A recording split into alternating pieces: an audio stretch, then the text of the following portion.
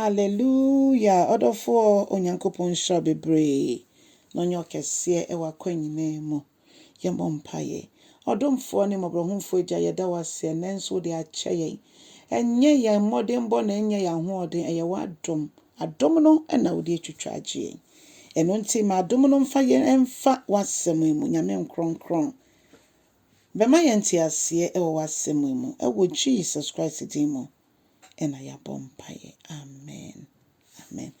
Odofo nyame nipa ma kwa abadeboti asesen dwumedi so. Na ya fi akenkan nsem no efi Yohanne asempane tidu mienu ba kokosin wotwe.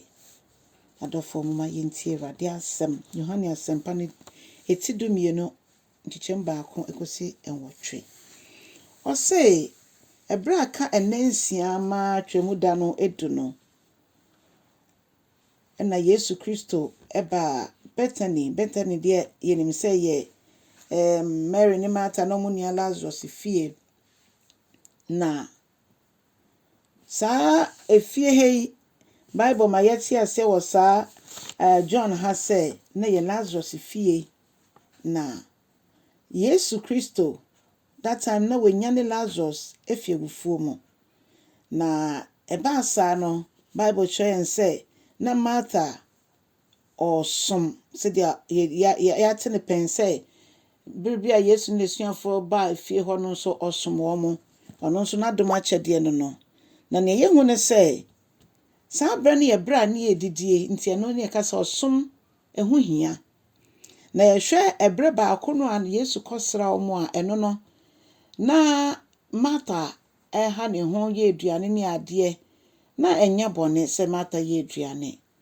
na ne kasa ye mu no ka che Yesu se hwe se me nua no onye hwe na me nko na me ye aduane na sa abre no Yesu ma ote ase se nia Mary eye no no na ye no bi ntimi nyi mfini nsem sa abre Yesu asan ba mu fie na Martha esom biom na sa abre de Mary obebo eduhwam bi gu Yesu nan so no odi sra Yesu ena ho na ordinary epepaye odofo ema yehu ne se Mary obi a nia Yesu ayama no na se Yesu yama no de gye no na esom na bo kese Yesu denyi no ma yehu ebre ne ebia esese ye bibi adofo niam papa bebre na etwa ye ho ehia nemo wo behwe no na niam pa no yakoye na wabreboni mu nti obi papa oye no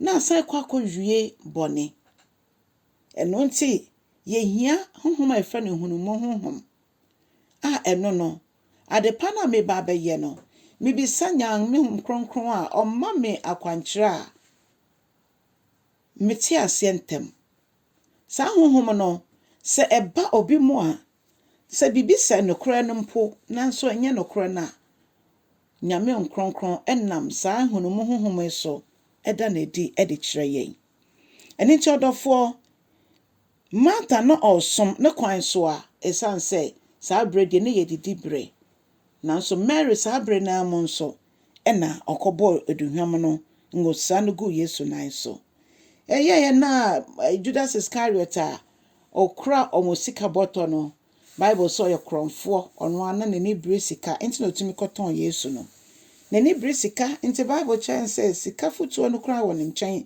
ti otumi wie bi na sam ne say ade no bo odin say what's the secret say afimu obi bosuma ketua obi afimu aketua ena Mary abebo egu Yesu nan so we de ton ye ne de eboa no eboa ehiafo anka beye nanso nye say odwene ebu ehiafo ho odwene se de be sika beba boto no no wenye bi awia ni nyina no na Yesu nim nso fi na onfi no adofo na kyesa ye wa kyede ahodo bebre ye betimi de aye adwuma o ne momo no de bia ye ntwen onyankopon brepa no ya na ye pre ye ho e wo niam a ye pese ye ma Awurade ye ntwen Awurade na Awurade ma ya akwankyere no ye ma ne honhom ndi ye kan se de asuafo no twa wo Jerusalem am kronkron show mo mansa no mutu anamo no sa na ye nso ye ma onyankopon hunumu ndi ye kan ama ene pa sese ye no ya ye no wo ebrepemu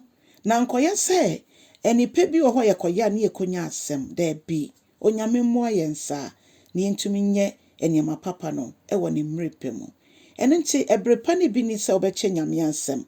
Che nyame asem no ka Yesu ho asem fa cha foforo so no nkwa ne mu ena nkwa wo. Wiase japade mfa yenkosi hwe na emom Yesu mu ena ewo da nkwa. Onyame nhyira no so aba. Amen.